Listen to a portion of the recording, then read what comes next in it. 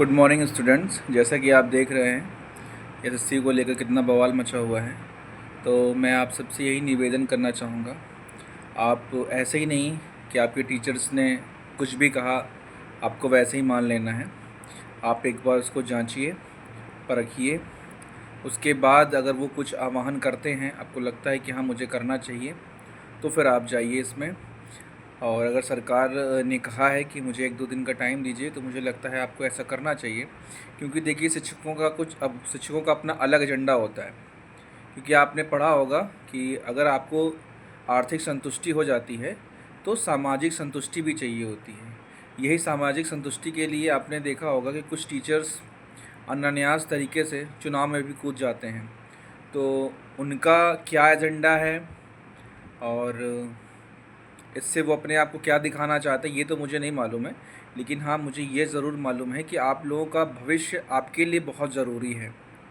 तो आप उसको ध्यान में रखते हुए जो भी कदम आपको उठाना है, वो बड़े एहतियात से उठाइए और लीगली जो काम करना है आप उसको करिए।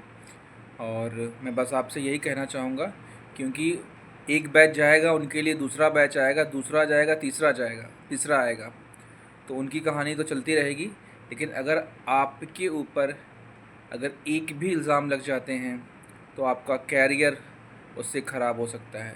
तो इन सब चीज़ों को ध्यान में रखते हुए आप जो भी डिसीज़न लीजिए, बड़ा सोच समझ के, अगर आपको दिल्ली जाना है कि नहीं जाना है, या अपनी लड़ाई किस तरीके से लड़नी है। ज़रूरी नहीं है कि सारी लड़ाइयाँ सड़क पे उतर के ही लड़ी जाती हैं।